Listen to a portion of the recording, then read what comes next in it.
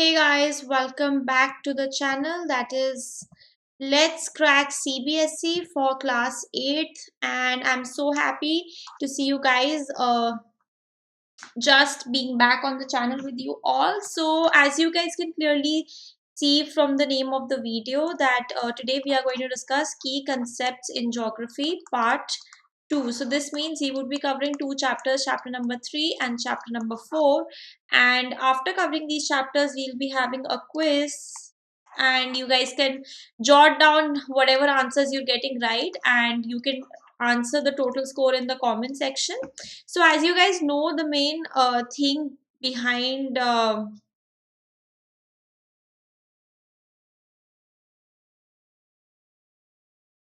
so the main thing behind us and behind us doing this key concepts in geography is that we are going to be doing this in a very fun way, in a very fun manner, and we are going to be discussing concepts. So in the earlier classes, we had basically discussed theory, and we had basically discussed things that are going to help you form a theoretical base. But what we are going to be doing in this is that we are going to be discussing concept. So we are going to be focusing on conceptual know-how, and we're going to be focusing on concepts. So the idea isn't going to be to just remember, रट्टू तोता नहीं बनना. Idea है कि हमें concepts को understand करना है, ताकि हम कैसा भी question आए, आगे से आए, पीछे से आए, जैसे भी आए, हम उसको answer कर पाए. ठीक है. So guys, before we move on, let me tell you a little about myself. I have qualified UGC NET in political science. After that, this basically means that I am now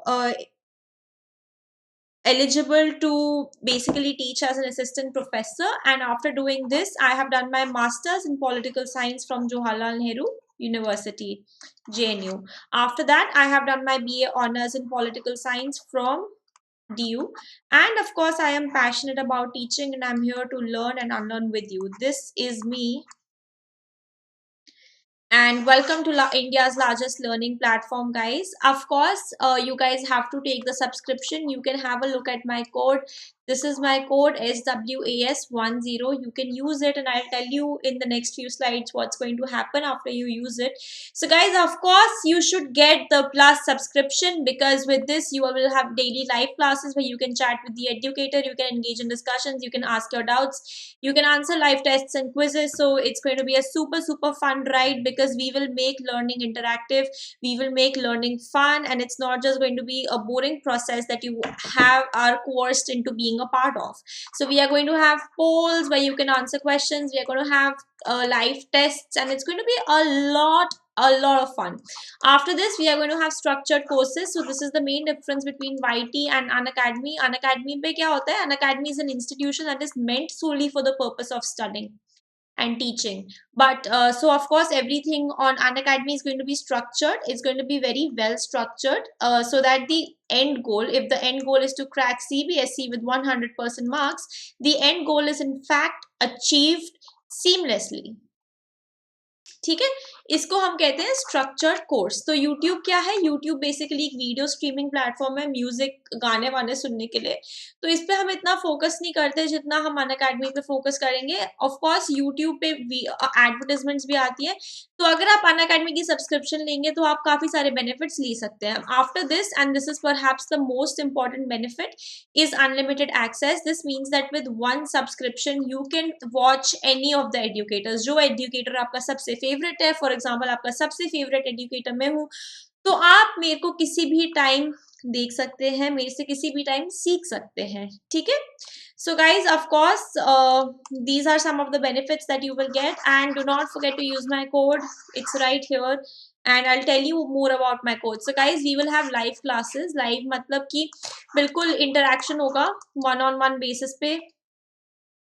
Of course जो आपको educators पढ़ाएंगे live पे वो क्या होंगे? वो top rankers होंगे जिनने अच्छा रैंक अचीव करा है, and they would have had the experience of producing top rankers. मतलब उन लोगों ने काफ़ी सारे बच्चों को पढ़ाया होगा जिन बच्चों के अच्छे मार्क्स आए होंगे, और यही एडुकेटर्स जिनका 20 साल से ज़्यादा टीचिंग एक्सपीरियंस है वो आपको पढ़ाएंगे.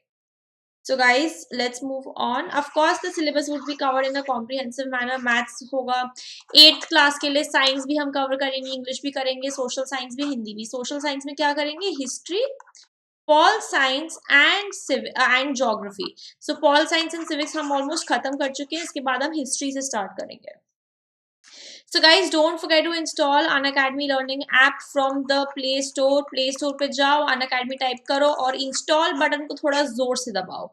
ठीक है. इसके बाद ये आपका है टेलीग्राम लिंक.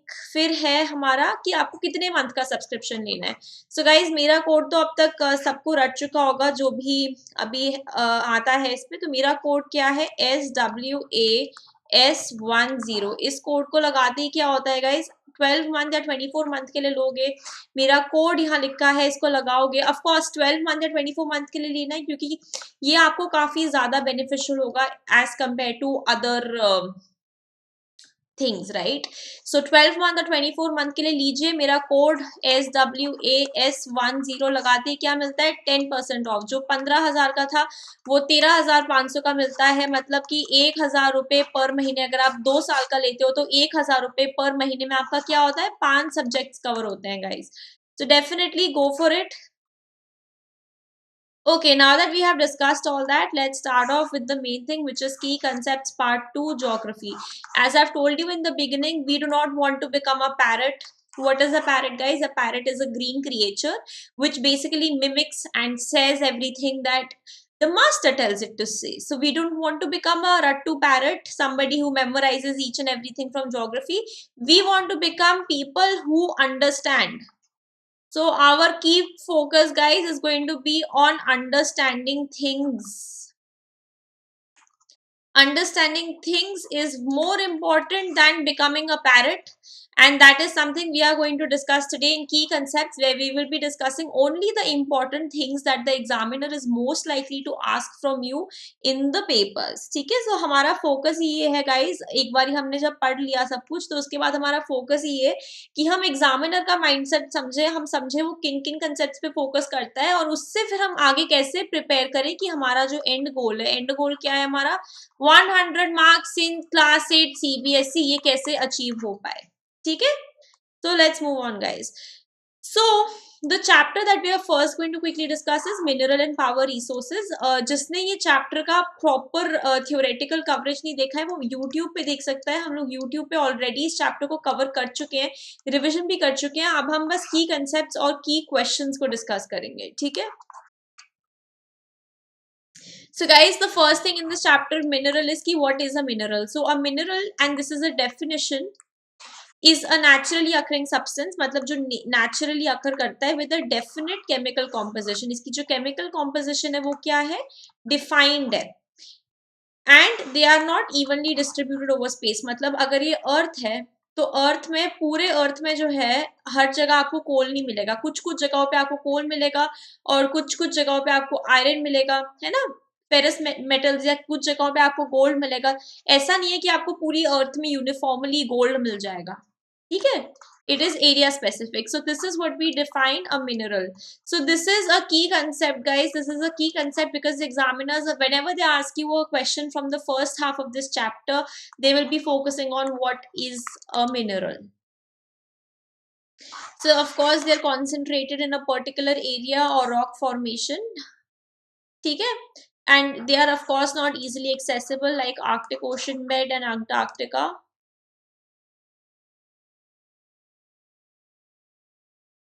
उनकी फिजिकल अपीयरेंस पे हम उनको आइडेंटिफाई कर सकते हैं, जैसे colour, density, hardness, chemical property such as solubility. इन सब चीज़ों को देखते हुए हम आइडेंटिफाई कर सकते हैं कि ये फेरस है, नॉन फेरस है, इसका क्या सीन है. ठीक है. Moving on, types of mineral 3000 से भी ज़्यादा टाइप के होते हैं. अब हम बात करते हैं सबसे इम्पोर्टेंट चीज़ इस चैप्टर में, हाउ डू यू क्लासिफाई, और what is the classification of minerals. So guys, this is one of the favorite places where people and examiners want to ask you questions, and the question that they can ask you is that how do you classify a mineral, right? So guys, minerals can be classified into two parts. यहाँ table बनाया हुआ है, metallic and non-metallic. ठीक है, metallic हो जाते हैं जो कंटेन करते हैं मेटल रॉ फॉर्म में। देखो जब नेम ही कह रहा है कि मेटालिक है तो मतलब उसमें क्या होगा, मेटल होगा, है ना। फिर नॉन मेटालिक कौन से होंगे, जिनमें मेटल नहीं है। ठीक है, सो मेटालिक हम फर्दर दो पार्ट में डिवाइड करते हैं, ferrous and non ferrous. So guys ferrous जब भी कोई वर्ड बोल दे तो उसमें क्या होता है, आयरन।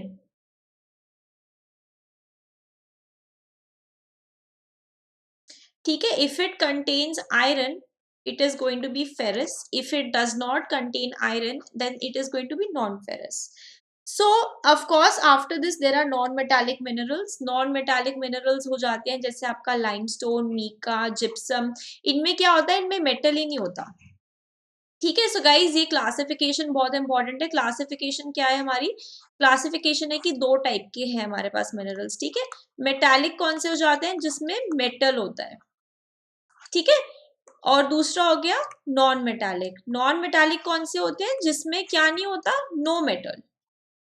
ठीक है, फिर जब ये मेटालिक आता है तो ये मेटालिक और दो पार्ट्स में क्लासिफाइड होता है, ferrous and non ferrous. Ferrous क्या हो गया, जिसमें क्या है, आयरन है। नॉन फेरस क्या हो गया, उसमें आयरन नहीं है। मेटालिक उसका क्या एग्जांपल हो जाएगा, मेटालिक फेरस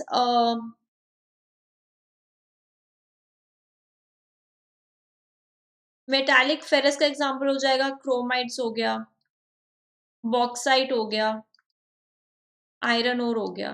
ठीक है, नॉन फेरस का क्या एग्जांपल होता है गाइस, गोल्ड हो गया, है ना, यही एग्जांपल्स है। सिल्वर हो गया, कॉपर हो गया।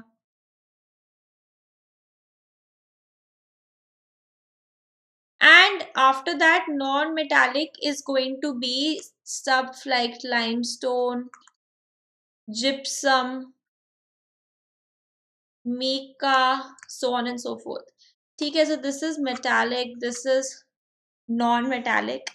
Metallic, and guys this classification is very important, have to remember. ठीक है, have to remember this classification. Classification is what, it's metallic, non-metallic. Metallic contains what, metal. Non-metallic does not contain metal.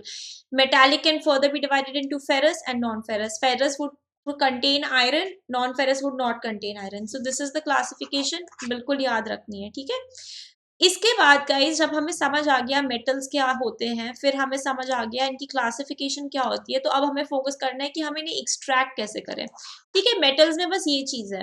अब हमने क्या बोला था, इस chapter में क्या है, दो चीजें हैं। दो चीजें हम पढ़ेंगे, एक मिनरल पढ़ेंगे, एक पावर रिसोर्सेस पढ़ेंगे। ठीक है, मिनरल पढ़ेंगे एंड पावर रिसोर्सेज पढ़ेंगे। तो पावर रिसोर्सेज पे हम बाद में आएंगे, बट मिनरल में हमें क्या क्या पता होनी चाहिए, मिनरल में हमें डेफिनेशन पता होनी चाहिए, मिनरल में हमें क्लासिफिकेशन पता होनी चाहिए, मिनरल में हमें पता होना चाहिए कि हम मिनरल्स को एक्सट्रैक्ट कैसे करें, फिर हमें पता होना चाहिए कि हम इनको कंजर्व कैसे करें, और फिर हमें पता होना चाहिए कि इसकी डिस्ट्रीब्यूशन क्या है। अगर आपने ये 5 चीजें ठीक से कर ली तो आपका ये first half of the chapter बहुत ही आराम से, प्यार से, मजे में गुजरेगा। सो गाइज जब हम एक्सट्रैक्शन की बात करते हैं तो हमारे पास जो है ये 5 चीजें आती है। ठीक है, एक्सट्रैक्शन हम कैसे कर सकते हैं, इन 3 तरीकों से। पहला क्या हो गया, माइनिंग। दूसरा क्या हो गया, ड्रिलिंग। तीसरा क्या हो गया, कोरिंग। माइनिंग कितने टाइप की हो सकती है, 2 टाइप की। एक हो गई ओपन कास्ट माइनिंग, एक हो गई शाफ्ट माइनिंग। ठीक है, सो गाइज ये टेबल हमें याद रखना है फर्स्ट। सेकंड हमें याद रखना है टेबल एक्सट्रैक्शन का। एक्सट्रैक्शन का क्या टेबल है guys, extraction of minerals, how does it happen, it can happen in 3 ways, either you mine it or you drill it or you quarry it। ठीक है, माइनिंग में क्या चीजें हो गई, 2 पार्ट्स हो गए, एक हो गया ओपन कास्ट, एक हो गया शाफ्ट। ये सेकंड टेबल है जो हमें क्या होना चाहिए, याद होना चाहिए। मेरे को गाइज ये लगता है कि आप जितना अपना विजुअल मेमोरी पे फोकस करोगे, आप जितने टेबल्स बना के याद करोगे, उतना आप याद नहीं, अंडरस्टैंड करोगे, उतना आपसे इजीली हो जाएगा। ठीक है, क्योंकि एक चैप्टर का नेचुरल फ्लो होता है गाइज। अगर आप मिनरल्स एंड पावर रिसोर्सेज में मिनरल्स पढ़ रहे हो तो आप ऑब्वियसली अपने आप से कुछ चीजें पूछोगे ना। पहली चीज आप पूछोगे कि डेफिनेशन क्या है, डेफिनेशन क्लियर हो गई, फिर आप पूछोगे कि क्लासिफिकेशन क्या है। क्लासिफिकेशन मतलब हम इनको कैसे अंडरस्टैंड कर सकते हैं, कैसे डिफरेंट कैटेगरीज में डिवाइड कर सकते हैं। क्लासिफिकेशन हो गई, तो जो नेक्स्ट लॉजिकल स्टेप है वो क्या होता है, वो एक्सट्रैक्शन होता है। एक्सट्रैक्शन मतलब हम इनको निकाले कैसे अर्थ से, ठीक है। जब वो एक्सट्रैक्शन हमने सोच लिया कि कैसे होगा, हम एक्सट्रैक्ट कैसे करेंगे, तो हम फोकस करते हैं किस में, then we try to understand distribution. Distribution मतलब कि वो डिस्ट्रीब्यूटेड कैसे है।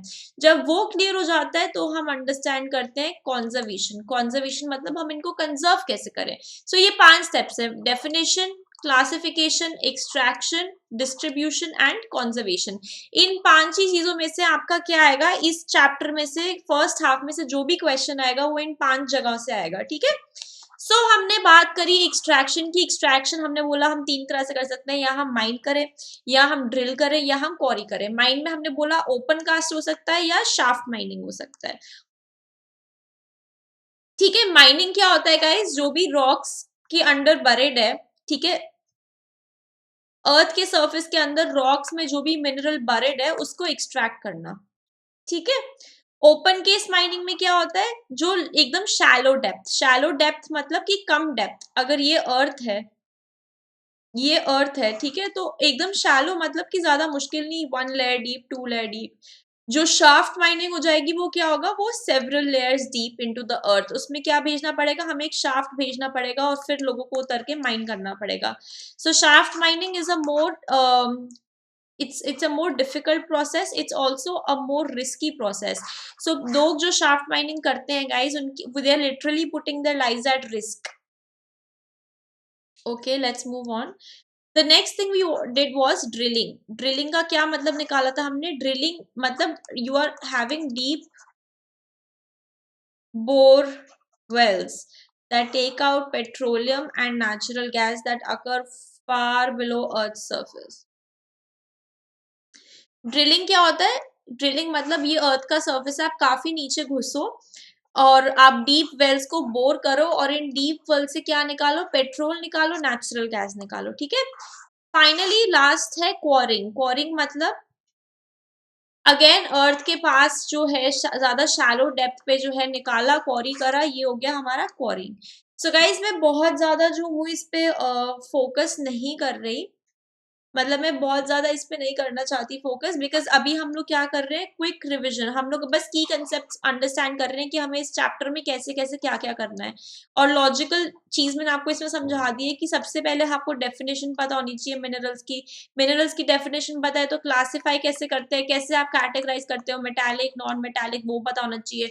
वो पता चल गया तो एक्सट्रैक्शन पता होना चाहिए, ठीक है। ऑब्वियसली जब आपने क्लासिफाई कर दिया तो नेक्स्ट चीज आप एक्सट्रैक्ट करोगे, और उसके बाद डिस्ट्रीब्यूशन। डिस्ट्रीब्यूशन मतलब दुनिया में ये मेटल्स कैसे एलोकेटेड है, क्योंकि हमें ऑब्वियसली पता है कि हर जगह पे आपको सारे मिनरल्स नहीं मिलते। मिनरल्स निकालने के लिए भी आपको अलग अलग जगहों पे देखना पड़ता है, क्योंकि अनइवन डिस्ट्रीब्यूशन है ना। फिर जब हमने ये समझ लिया, फिर नेक्स्ट चीज हमने क्या समझी, नेक्स्ट चीज we understood was conservation, how to conserve them. So this is the logical process in which we are doing this chapter. So guys, metallic minerals are basically found in igneous and metamorphic rocks, and these igneous and metamorphic rocks that contain iron ore are basically found in North Sweden. Copper and nickel is found in Ontario, Canada. Iron and nickel, chromites and platinum is found in South Africa, and they are all examples of minerals. So guys, after this, the next 24-25 pages जो है वो सिर्फ distribution के बारे में बात करते हैं। डिस्ट्रीब्यूशन मतलब एशिया में कैसे डिस्ट्रीब्यूटेड है, ऑस्ट्रेलिया में क्या डिस्ट्रीब्यूशन है, अफ्रीका में क्या मिलता है, यूरोप में क्या मिलता है। सो गाइज इसमें जो है आपको कुछ कुछ चीजें याद करनी पड़ेंगी। जो चीजें आपको याद करनी है वो मैंने पहले आपको चैप्टर्स में बता दी है, ठीक है, कि ये आपको चीजें याद करनी है जब मैंने ये टॉपिक डिस्कस करा था। अब क्योंकि इस टॉपिक में इस टाइम पे मैं सिर्फ फोकस कर रही हूँ की कंसेप्ट पे, तो we will move forward and we will look at questions, we will have a look at questions that talk about the distribution of minerals, ठीक है। So guys, non metallic minerals are found in sedimentary rock formation. हमें पता है 3 type की होती है, एक igneous rock होती है, एक मेटामॉर्फिक होती है, एक सेडिमेंट्री होती है। तो इग्नियस और मेटामॉर्फिक में क्या मिलता है? Metallic minerals. सेडिमेंट्री में क्या मिलता है? Non metallic. नॉन मेटालिक मतलब लाइमस्टोन डिपॉजिट्स कहाँ मिलते हैं? Causses region of France, Causses region of France. Manganese deposits of Georgia and Ukraine and phosphate beds of Algeria. Algeria में क्या मिलता है? फॉस्फेट मिलता है। मैंगनीज कहाँ मिलता है? Georgia and Ukraine. So mineral fuels such as coal and petroleum are also found in sedimentary strata.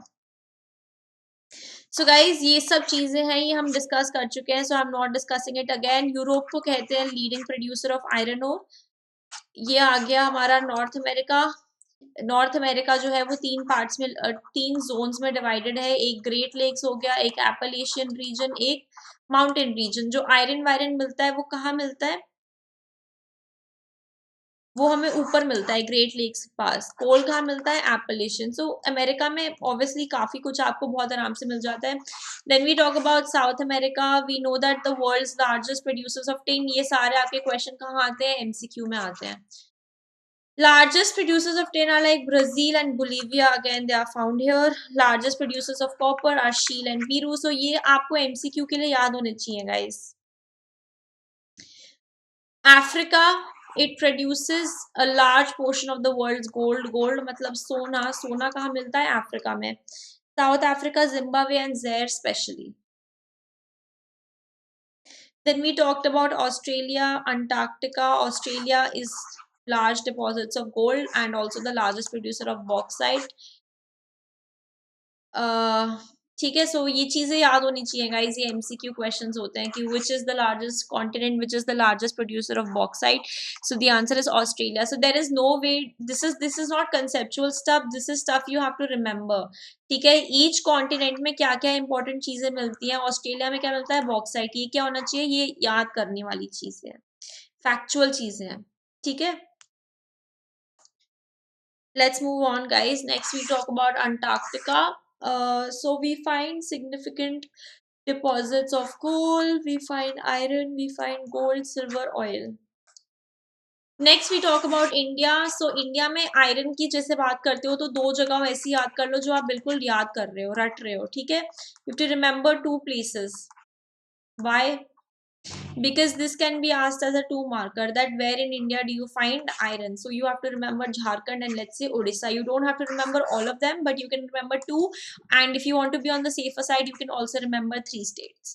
Similarly for bauxite, mica, copper, gold सबसे ज्यादा कहाँ मिलता है इंडिया में? कोलर में, कोलर माइंस। ठीक है, अब guys let's have a look eight uses of minerals. Obviously काफी सारी यूजेस होती है। आपको सोना पहनना है, ज्वेलरी पहननी है तो जेमस्टोन चाहिए, और गोल्ड चाहिए तो ये सब मिनरल ही है। कॉपर से क्या बनती है? पाइप्स बनती हैं, है ना। सो बहुत सारे यूजेस है गाइज, ये हम पहले डिस्कस कर चुके हैं। फिर बात आती है कंजर्विंग मिनरल्स की। ऑब्वियसली हमें मिनरल्स को कंजर्व करने की जरूरत है। Why? Because they are limited, because they are judicious, and because the rate of human consumption is so high and our demands are also increasing, and the amount of minerals that we have is constant, right? So the graph goes like this, our needs go like this, mineral goes like this. Okay, so this equilibrium point will forever keep declining, and that's bad.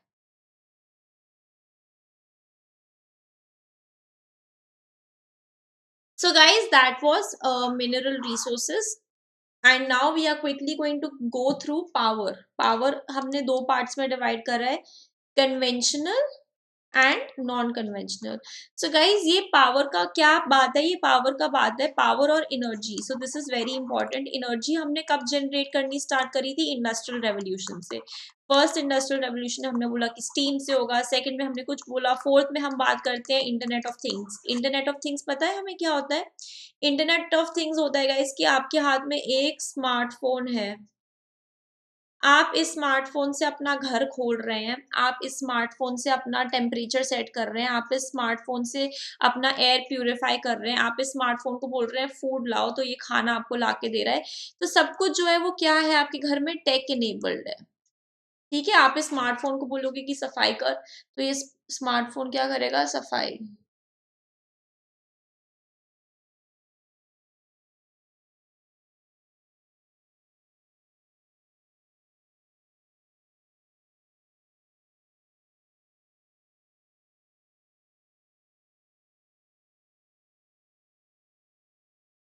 Right. So we also need power for industry, agriculture, transport, communication, and defense. Power resource may be broadly categorized as conventional. तो हमने बोला कि हम power resources को कैसे classify करते हैं, दो पार्ट्स में, कन्वेंशनल एंड नॉन कन्वेंशनल। तो गाइज पहले हमने अंडरस्टैंड करा पावर है क्या, एनर्जी है क्या, फिर हमने अंडरस्टैंड करा क्लासिफिकेशन। क्लासिफिकेशन में मैं बोला दो चीज हो सकती है, या तो कन्वेंशनल या नॉन कन्वेंशनल। तो कन्वेंशनल का मतलब ही क्या होता है गाइस? ट्रेडिशनल, जो आप ट्रेडिशनल तरीके से यूज कर रहे हो। तो ट्रेडिशनली हम क्या यूज करते हैं गाइस? ट्रेडिशनली हम यूज करते हैं, पावर जनरेट कैसे करते हैं ट्रेडिशनली?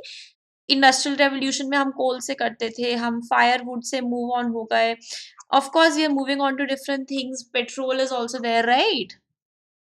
बट नॉन कन्वेंशनल क्या हो गए? नॉन कन्वेंशनल रिसोर्सेज वो हो गए जो अभी हम लोग जो बेसिकली रिन्यू करे जा सकते हैं, renewable, and they are also do it in such a manner like if you use this there would be sustainable development. Sustainable development हमने डिस्कस करा था पिछली क्लास में। क्या होता है सस्टेनेबल डेवलपमेंट? होता है कि आप इस तरह से डेवलप करो कि आपकी जो आने वाली जनरेशन है, आपके जो आने वाले पुश्ते हैं, उनके लिए भी कुछ रिसोर्सेज बच जाए। ठीक है, अब फटाफट इसको देखते हैं, let's not waste time. So energy which has been in common use for long time, for example firewood and fossil fuel, इसका हम एक्सप्लेन कर चुके हैं। फायरवुड क्या? Cooking and heating. Fossil fuel coal, petroleum कहाँ यूज होती है? Popular conventional sources of energy. Of course, rate of consumption is increasing, so rate of consumption is increasing, demand is increasing. So of course, these fossil fuels are declining because we have them in a limited quantity. Next, we spoke about coal. Coal is used as a domestic fuel. It's also called buried sunshine. ये point याद रखना है, ये MCQ में आता है, ठीक है? उसके बाद क्या आएगा? इस पेट्रोल मतलब गाड़ी भगाने के लिए पेट्रोल चाहिए। कहाँ मिलता है? बहुत deep layers into the rock. कैसे निकलता है? ड्रिलिंग से निकलता है, ठीक है, both offshore and coastal area से। So again some of the things, petrol को क्या बोलते हैं? Black gold. इसको भी क्या करना है? याद करना है। क्यों? क्योंकि ये MCQ में पूछ सकते हैं, ठीक है। फिर हम बात करते हैं कंट्रीज जो प्रोड्यूस करती हैं। डिगबॉय इन असम करती है, Bombay high in Mumbai case of India, Iraq करता है, सऊदी अरेबिया, ईरान, कतार, ठीक है। All of these places produce petrol. Next we talk about natural gas. So natural gas is found with petrol deposits. It's release when crude oil is brought to surface. We talk about major producers. So guys, in each of the cases you can talk about, let's say natural gas, you can talk about places that majorly produce it, and you can also talk about cause of concern. Cause of concern in all of the cases are almost similar. Cause of concern is similar.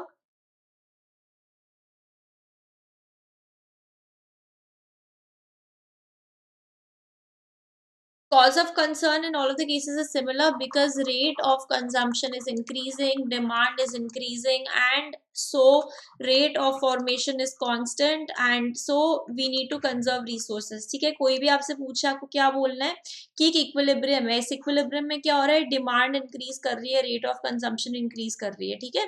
But क्या decrease कर रहा है? Fossil fuel decrease कर रहा है। तो पहले अगर इक्विलिब्रियम इस पॉइंट पे था, तो अब ये किस पे आ गया? इस पॉइंट पे आ गया। So this is bad because this means कि हमारे जो आने वाले लोग हैं, आने वाले जो बच्चे हैं, उनकी डिमांड्स क्या नहीं मीट कर पाएंगे? कन्वेंशनल सोर्सेज ऑफ एनर्जी जो है वो उनकी डिमांड्स मीट नहीं कर पाएंगे, ठीक है। सो हाइडल पावर तो हमने डिस्कस करा ही है। क्या होता है? डैम्स में जो पानी स्टोर होता है वो जब नीचे आता है तो वो टर्बाइन के थ्रू पास करता है। जब ये पानी टर्बाइन के थ्रू पास करता है तो इससे क्या जनरेट होती है? इलेक्ट्रिसिटी। इसको हम क्या बोलते हैं? Hydro electricity. इस कंसेप्ट को और प्यार से समझने के लिए क्या करना है? मेरा लेसन खोलना है, ठीक है। When we discuss leading producers of tidal power, and then we go on to discuss non-conventional. So guys, of course we know that conventional sources of energy are mostly derived from fossil fuels. That is problematic. Why is it problematic? It's problematic because the rate of they will keep getting exhausted. ठीक है, why? Because of course rate of consumption is high while the rate of formation is low. ठीक है, inversely proportional है ये चीजें. So non conventional sources क्या होते हैं गाइस? ऐसे सोर्सेज जो present that you know that they're basically done in such a way that they are basically renewed, right? So if you make energy and electricity out of sunlight, then that is something that we are not currently running out of. We are running out of fossil fuel for generating electricity, but we are not running out of sunlight for generating electricity. So the focus is to focus on things like solar energy, windmill, air energy, wind energy, so on and so forth, right? So solar energy क्या होता है? Photovoltaic cell लगा दो, photovoltaic cell लगा दो, इस पे धूप पड़ेगी तो ये एनर्जी बनाएंगी, एनर्जी ग्रिड में जाएगी, ग्रिड से ये फिर इक्वली डिस्ट्रीब्यूट होगी एज इलेक्ट्रिसिटी, ठीक है.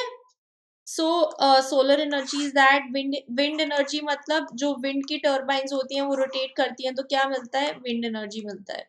न्यूक्लियर पावर क्या आ जाता है? ये इंपॉर्टेंट है गाइस. ये यूरेनियम एंड थोरियम को जब हम मिक्स करते हैं, ये रेडियो एक्टिव एलिमेंट्स, इनको मिक्स करते हैं तो क्या होता है? एनर्जी प्रोड्यूस होती है. इनका थोड़ा सा भी आप मिक्स करोगे यूरेनियम एंड थोरियम का, तो बहुत सारी एनर्जी प्रोड्यूस करेगी. This is dangerous. We can it's also dangerous to dispose radioactive waste, because if it is disposed in the wrong manner, it can seriously cause genetic mutations. So we have to remember greatest producers of nuclear power are USA and Europe. ठीक है. India में कहाँ मिलता है? Jharkhand and Rajasthan. ये कहाँ आते हैं क्वेश्चन? ये क्वेश्चन एमसीक्यू और 1 मार्कर में आते हैं, तो हमें क्या करना है? इनको याद करना है. Nuclear power stations in India, very important question, can be asked anytime, anywhere. It is located in Kalapakkam in Tamil Nadu, Tarapur in Maharashtra, Rana Pratap Sagar near Kota in Rajasthan, Narora in Uttar Pradesh, and Kaikai, Karnataka. So we have to keep this in mind, guys. There's going to be no escape. We have to keep doing this. Next is geothermal energy, which basically means Earth's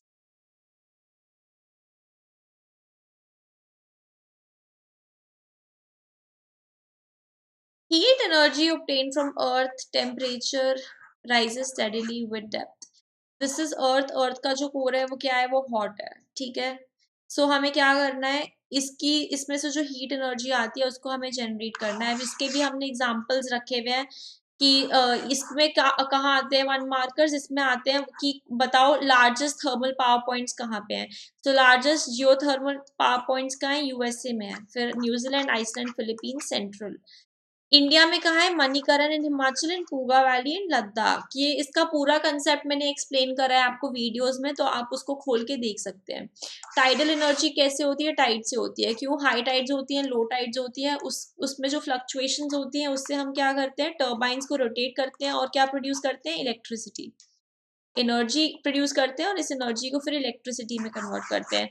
huge tidal mills का है? Russia है, France में. सो guys ये सब remember करने वाली चीज है, ठीक है.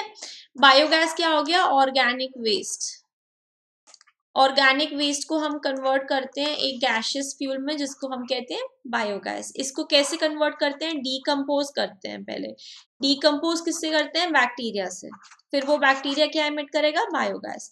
Okay guys, so that was it. A very very quick revision recap, जिसमें मैंने आपको बताया कि मिनरल एंड पावर रिसोर्सेज में क्या क्या इंपॉर्टेंट पॉइंट्स है, कहाँ कहाँ आपको फोकस करना है अगर आपको अच्छे मार्क्स लाने हैं. तो हर चीज को जब आप लॉजिकली अंडरस्टैंड करते हो तो आप देखोगे कि सबसे पहले you start of the chapter minerals की बात करते हैं, तो सबसे पहली चीज पता होनी चाहिए डेफिनेशन. फिर पता होना चाहिए क्लासिफिकेशन. फिर पता होना चाहिए कि एक्सट्रैक्ट कैसे करते हैं. फिर पता होना चाहिए डिस्ट्रीब्यूशन. डिस्ट्रीब्यूशन पता है तो लास्ट चीज क्या पता होनी चाहिए, कंजर्वेशन। इन 5 चीजें पता है तो आपका ये चैप्टर का फर्स्ट हाफ क्या है, डन एंड डस्टेड है। फिर जब आप पावर रिसोर्सेज की बात करते हो गाइस, तो इसमें सिर्फ 2 चीजें हैं, conventional sources and non conventional. तो पूरे इसमें चैप्टर में, पावर रिसोर्सेज के चैप्टर में आपको कन्वेंशनल सोर्सेज के बारे में बात करना है, जैसे कोल है, पेट्रोल है। आपको पता होना चाहिए ये कन्वेंशनल सोर्सेज कौन से हैं, कहाँ मिलते हैं, किस जगह पे मिलते हैं, ये सब चीजें आपको याद ही करनी है, ठीक है। फिर आई बात नॉन कन्वेंशनल सोर्सेज की। नॉन कन्वेंशनल सोर्सेज में क्या है, solar energy, hydel tidal energy, geothermal energy. तो एक पहली चीज पता होनी चाहिए हमें कि ये है क्या। जब वो हमें पता होगा तो सेकंड चीज पता होनी चाहिए कि ये किधर मिलता है, ठीक है। वो भी पता है तो क्या मिलेगा आपको, फुल मार्क्स मिलेंगे। सो guys let's start of. First question. Why has quarrying become such a major environmental concern? Because minerals are pollutants due to dust raised from quarrying activities. Because it is done by displacing people. So, guys, I'll give you 5 seconds before I tell you the answer.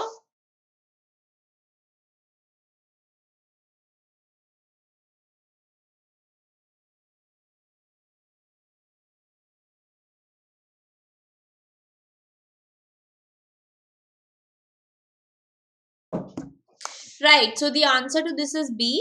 Due to dust rays from quarrying activities. Obviously जब quarry करते हैं तो क्या आता है, dust उड़ता है। तो डस्ट उड़ने से क्या होता है, एनवायरमेंट खराब हो जाता है। Let's have a look at the second question. The process of taking out minerals from rocks buried under the surface is called mining, it's called pumping, it's called extracting, it's called none of these. Okay guys, I'll give you 5 seconds.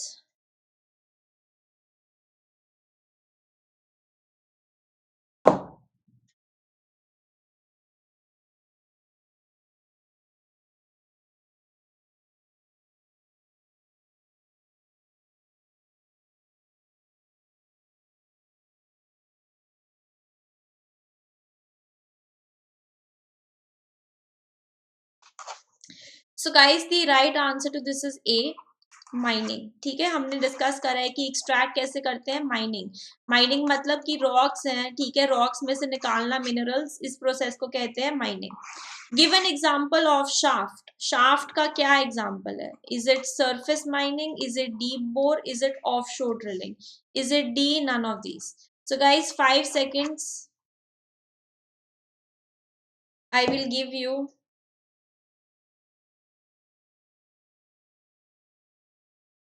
Okay, so guys, the answer to this B is B.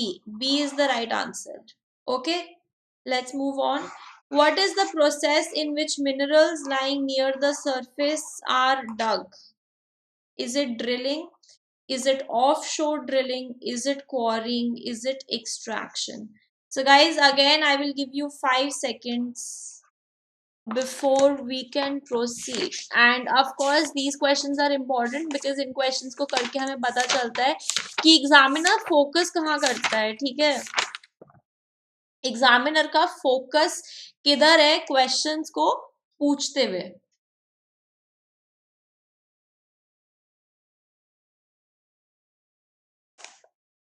ठीक है। So guys इसका answer है सी।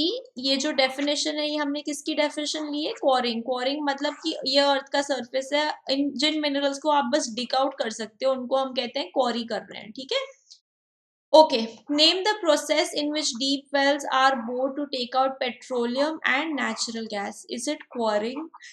Is it drilling? Is it shaft mining? Is it open cast mining? So guys, 5 seconds before I give you the example, before I give you the answer.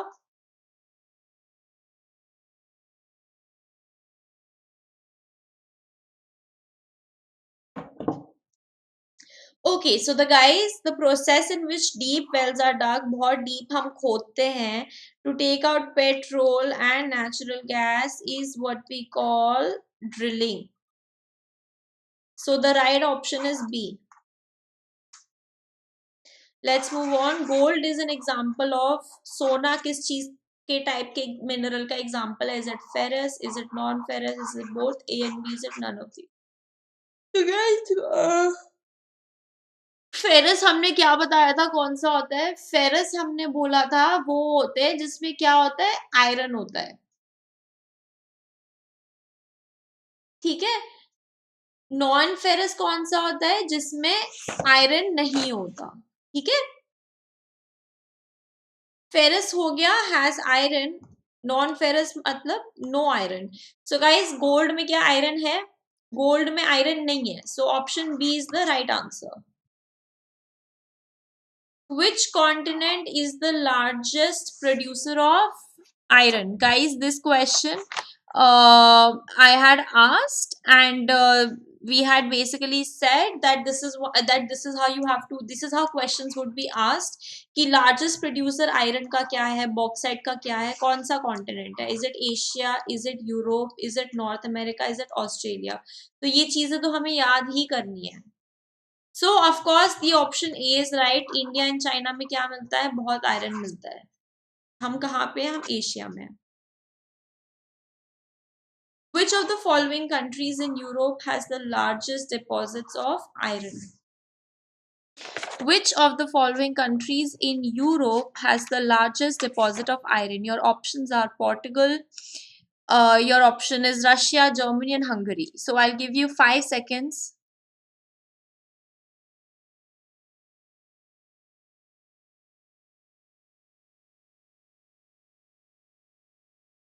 To answer this question. So guys, ये भी हमें याद रखना है, option B Russia is the correct answer. Let's move on. Which is the deepest gold mine in the world? World में one of the deepest gold mine कौन सी है? Kolar, Jharia, Rani? Let's have an answer. So of course A is right. Kolar in Karnataka is one of the deepest gold mines. It has been mentioned in the NCERT. From which mineral is silicon obtained? Is it coal? Is it bauxite? Is it thorium? Is it quartz? So guys, I'll give you 5 seconds.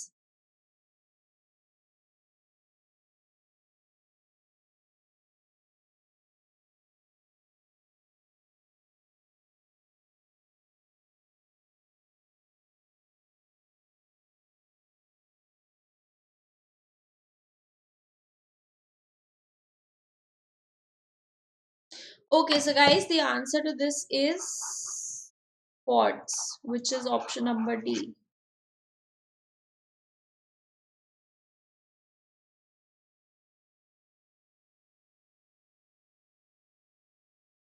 Okay, moving on. Suggest ways to conserve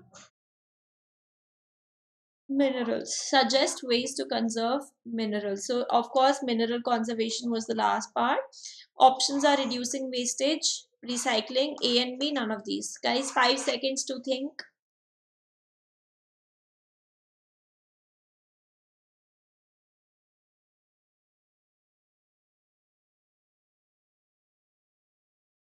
So of course, guys, option number C, which is both A and B, is the right answer. Let's move on to the second part, some questions.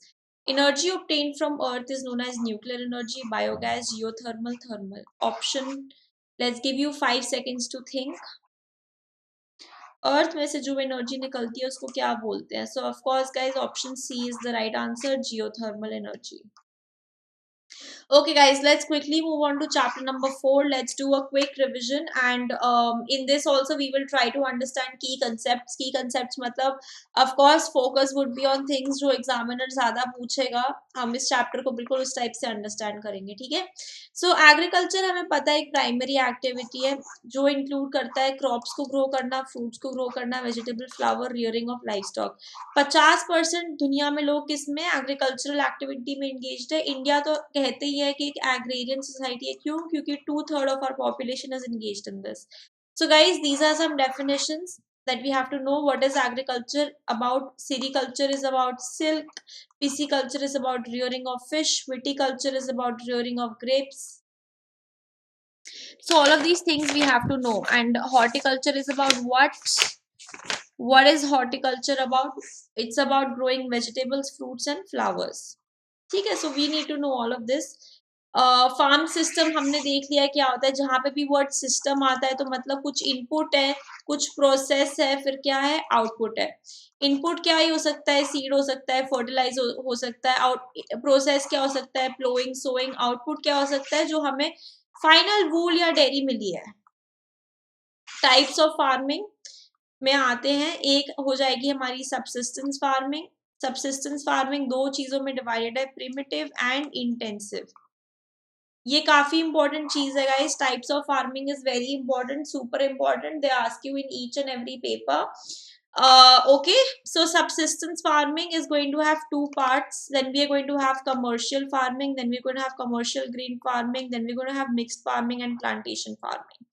So primitive, intensive की जब हम बात करते हैं, intensive में क्या include होता है गाइस, इंटेंसिव मतलब कि एक फार्मर है जो अपने छोटे से लैंड में अपनी नीड्स के लिए, ओन नीड्स के लिए क्या ग्रो कर रहा है, सामान ग्रो कर रहा है. So he is trying to sustain himself and that is called subsistence.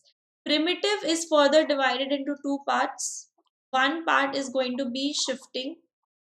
Shifting cultivation क्या होता है guys, slash and burn. Slash and burn मतलब कि कोई गया एक जंगल में उसने लिया एक लैंड, आइडेंटिफाई करा, उस लैंड में उसने सारे पेड़ जला दिए, उस पेड़ों की जली हुई एशेस जो है उनको मिक्स करा, ठीक है, शिफ्टिंग हो गया वो, उनको मिक्स करा, वहां ग्रो करा काफी कुछ काफी टाइम के लिए, and once that entire land was used he moved on to another land.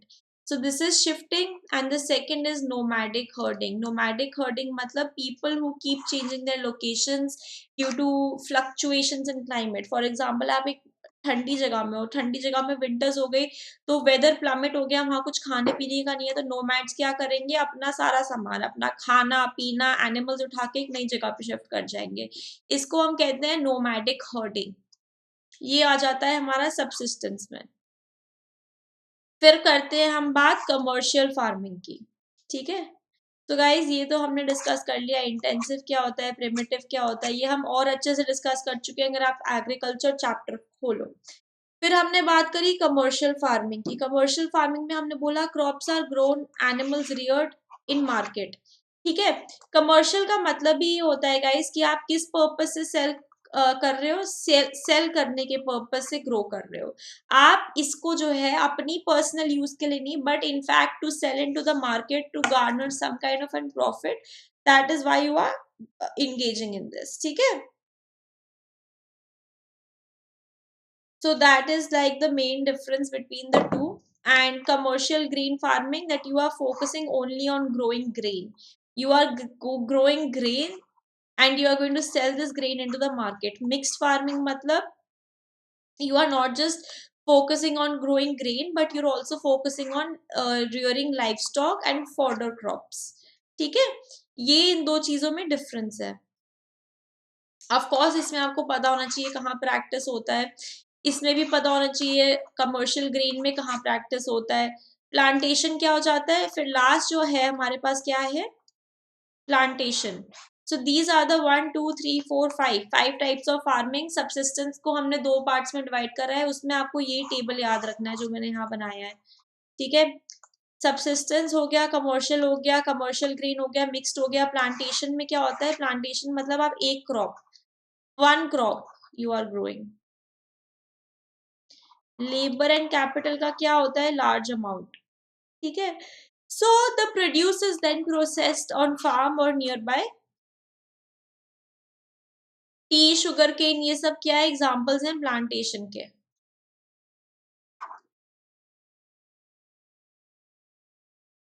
Okay guys, so after understanding, हमने सबसे पहले अंडरस्टैंड करा कि एग्रीकल्चर क्या है, ठीक है. वो अंडरस्टैंड करके हमने अंडरस्टैंड करा कि डिफरेंट टाइप्स ऑफ फार्मिंग क्या है, ठीक है. उसको अंडरस्टैंड करके अब हम राइस, ये सब हम डिस्कस कर चुके हैं, राइस डिस्कस कर चुके हैं, वीट डिस्कस कर चुके हैं, मिलेट्स, मेज. तो इन चीजों में, इनमें क्या याद रखना है, इनमें we have to understand if a question comes on let's say rice. So guys we have to tell the examiner the conditions, the weather conditions that are needed. तीन चीजें लिखनी है, ठीक है. दूसरा हमें लिखना है सॉइल टाइप, और तीसरा हमें लिखना है कि कहाँ लोकेशन, कि कहाँ सबसे ज्यादा ग्रो कर पाता है, ठीक है। सो ऐसे हम लोग क्या अंडरस्टैंड कर रहे हैं, कोई भी क्वेश्चन आए 1 मार्कर का या 2 मार्कर का, इसमें 3 चीजें लिखनी है। पहला, वेदर कंडीशन, मतलब किस टाइप की कंडीशन में जो है वो राइस ग्रो कर सकता है। दूसरा, हमको अंडरस्टैंड करना है कि किस टाइप के सॉइल में वो ग्रो कर सकता है। और तीसरी चीज हमें क्या लिखनी है कि लोकेशन कहाँ है जहां वो सबसे ज्यादा ग्रो करता है। ये सब हमें रिपीट करना है। राइस के बाद हम लोग व्हीट में भी रिपीट करेंगे ये सेम प्रोटोकॉल, फिर मिलेट्स में भी, मेज में भी, कॉटन में भी, जूट में भी। अगर आप ये सब कर लेते हो तो फिर क्या हो जाएगा, फिर आपके इसमें फुल मार्क्स आ जाएंगे। फिर हमसे कोई जूट के बारे में पूछे तो हमें क्या बोलना है, it's called golden fibre. This is what, this is an MCQ question. ठीक है गाइज, ये लॉजिक हमें समझ आया। चाहे कॉफी के बारे में पूछे, चाहे टी के बारे में पूछे, हमें हर क्वेश्चन में इसमें 3 पार्ट्स में लिखना है। पहले पार्ट में हमें लिखना है कि कैसी कंडीशंस है, क्लाइमेटिक कंडीशन कैसी है जिसमें वो चीज ग्रो करती है। दूसरी चीज हमें लिखनी है सॉइल टाइप, और तीसरी चीज हमें लिखनी है लोकेशन। अगर हम ये 3 चीजें लिखेंगे तो हमें क्या मिलेंगे, फुल मार्क्स। ठीक है, ओके। सो गाइज, इसके बाद हमारा एक एग्जांपल था एग्रीकल्चरल डेवलपमेंट का। इसमें मतलब कि हम इंक्रीजिंग डिमांड्स है ना हमारी पॉपुलेशन की, डिमांड इंक्रीज क्यों कर रही है, क्योंकि रेट ऑफ कंजम्पशन इंक्रीज कर रहा है, क्योंकि पॉपुलेशन इंक्रीज कर रही है। तो हमें एग्रीकल्चर को क्या करना है, डेवलप करना है। ऑब्वियसली दुनिया में जितने ज्यादा लोग होंगे, जितने ज्यादा भूखे लोग होंगे, उतना ज्यादा खाना हमें चाहिए, है ना। उतना ज्यादा खाना हमें कैसे मिलेगा, जब हम उतना खाना ग्रो कर पाएंगे। तो question is, how do we grow more food for more number of people to meet their requirements. So guys, for that we need more crops to be grown, which, and we need better irrigation facilities, we need more fertilizers, we need to increase food security.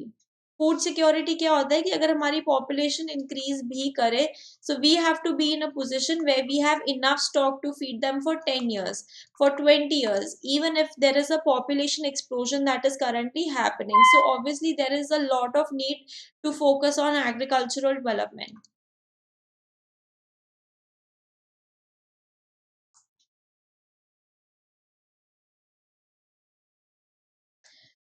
Okay guys, let's have a look at the MCQ. I think हमें समझ आ गया, agriculture बहुत easy chapter है। 3 चीजें हमने discuss करी है। पहली चीज हमने करी है कि एग्रीकल्चर का मीनिंग क्या है। एग्रीकल्चर का मीनिंग अंडरस्टैंड करके we have understood what do we mean by primary activity, what do we mean by secondary activity, what do we mean by tertiary activity, how are these 3 things relevant। Primary activity क्या हो गई, agriculture. दूसरी चीज हमने discuss करी कुछ definitions, फिर हमने डिस्कस करा डेफिनेशंस के बाद कि हम किस टाइप की फार्मिंग में बिलीव करते हैं। टाइप्स में हमने 5 कैटेगरीज निकाली, सबसिस्टेंस निकाली, कमर्शियल फार्मिंग निकाली, कमर्शियल ग्रेन फार्मिंग निकाली, मिक्स्ड फार्मिंग निकाली, प्लांटेशन फार्मिंग। तो इन सब केसेस में हमें इन इस पे जो है टाइप्स पे एक एक लाइन पता होनी चाहिए। लाइन पता होने की जगह हमें उसके बाद पता होनी चाहिए कि कौन सी चीजें हैं जो कौन सी जगहों में प्रोड्यूस होती हैं। जैसे टी क्या है, प्लांटेशन फार्मिंग। ठीक है, सो मेन डिफरेंस किस में आता है हमारा, सबसिस्टेंस में आता है, कमर्शियल में आता है। ठीक है, सबसिस्टेंस मतलब आप अपने लिए प्रोड्यूस कर रहे हो, कमर्शियल मतलब आप बेचने के लिए प्रोड्यूस कर रहे हो। ये सब समझने के बाद हमने ईच एंड एवरी क्रॉप के बारे में थोड़ा बहुत पढ़ा। राइस के बारे में हमने पढ़ा, तो इसमें हम हमसे क्वेश्चन क्या पूछेगा एग्जामिनर की, what are the climatic condition, the soil type and the location in which rice is produced. So you guys have to be ready for a question like that. Okay, so guys, let's have a look at MCQ. What is horticulture? Horticulture means growing of fruits and vegetables. We have already discussed this. Golden fiber क्या होता है? Golden fiber jute होता है। Leading producers of coffee क्या है? Brazil है। ये भी हमें पता होनी चाहिए। Let's have a look at more MCQs. Which of the following are primary activities? Agricultural, mining, fishing, all of these. I'll give you 5 seconds, guys. Think. Let's learn the art of actually using our own brains. Which of the following are primary activities?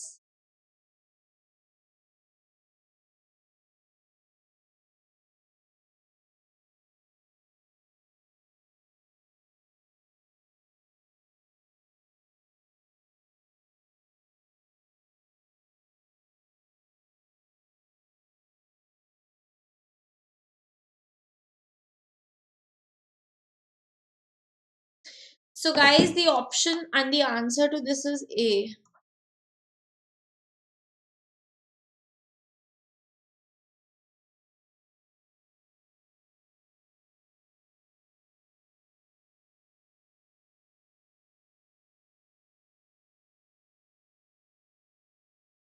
Okay, primary activity कौन सी हो गई? एग्रीकल्चर। Primary activity मतलब producing raw material.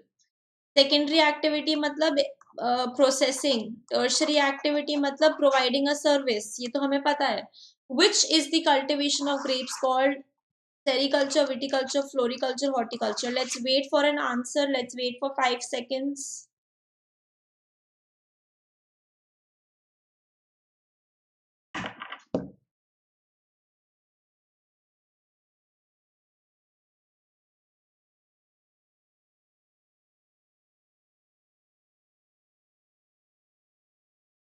So guys, the answer to this is B. Viticulture is what we call cultivation of grapes.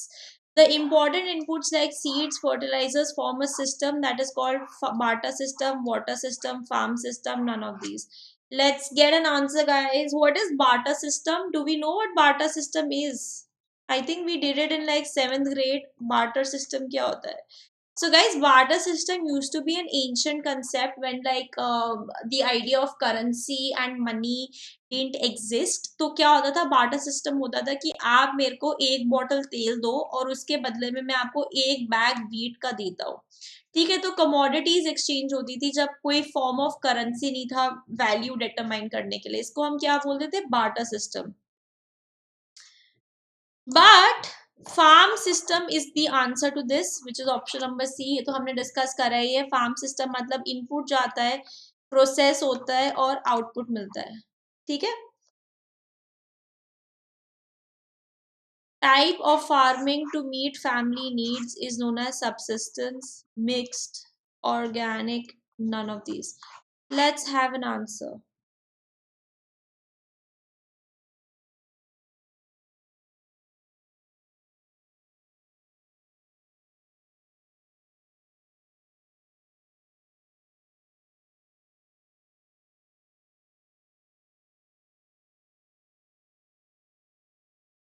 So guys the answer to this is obviously A. हमने discuss करा था कि जब एक family सिर्फ अपनी needs को meet करने के लिए करती है तो उसको कहते हैं सबसिस्टेंस। सबसिस्टेंस क्या हो जाती है? 2 टाइप्स की हो जाती है। एक हो जाता है प्रिमिटिव, एक हो जाता है इंटेंसिव। इंटेंसिव मतलब कि एक छोटे से लैंड होल्डिंग में फार्मर अपने लिए कर रहा है। प्रिमिटिव को हमने फर्दर 2 पार्ट्स में डिवाइड करा, shifting cultivation, nomadic herding. So this is how we understand subsistence guys, and we have to remember this table कि subsistence किन 2 कैटेगरीज में, फिर इन 2 कैटेगरीज में से primitive की कौन सी 2 कैटेगरीज है और उनको कैसे अंडरस्टैंड करना है। ठीक है, very important, something that examiners love asking, very important. Moving on, which of the following is not commercial farming? Commercial grain, mixed, organic, plantation. इनमें से कौन सा जो है वो कमर्शियल फार्मिंग का हिस्सा नहीं है? Obviously guys, option number C is correct. Commercial grain, mixed and plantation farming are all examples.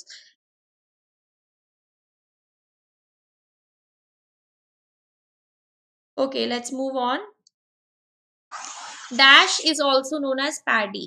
Paddy क्या होता है? Wheat, jowar, rice, bajra. Let's have an answer and we'll wait for 5 seconds.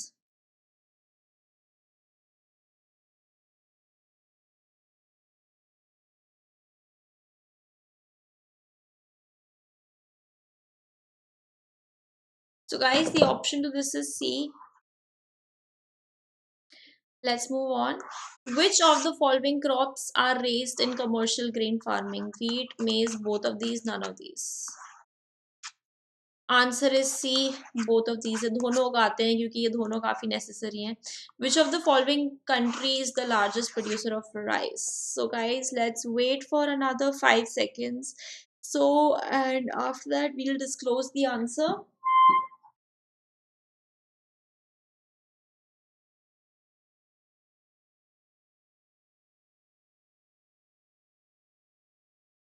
So guys, of course the answer to this is A. China is the largest producer of rice. Which type of soil is good for growing wheat? Desert, loamy, sandy, none of these. Wheat को उगाने के लिए किस type का जो soil है वो अच्छा है? Let's give each other 5 seconds and of course option number D is none of these.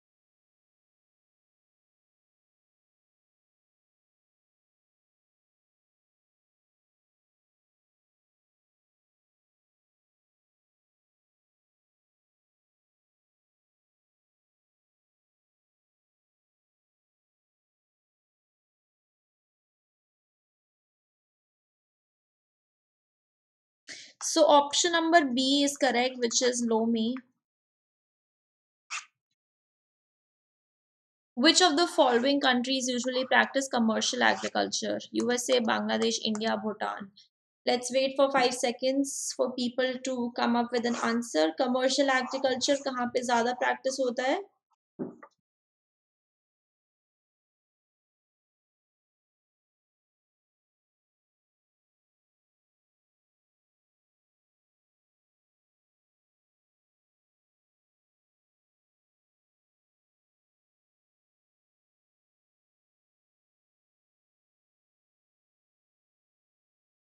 Answer A is right, which is USA. Okay, guys, thank you so much for watching. My code is SWAS10. Don't forget to use my code and of course मेरी live classes हो रही हैं 12 बजे से लेके अन academy पे, तो आप उस पे ज़रूर आइए। आप ऑफ कोर्स जो भी हमारे क्विज के आंसर्स हुए हैं उन आंसर्स से क्या कर सकते हैं, you can note them down, you can jot them down and after doing that, after jotting down the answers, you can mention in the quiz what marks you got, how many marks you got, and you guys can also give me, like, in the comment section, you can tell me if you have any problems. I hope you found this class useful.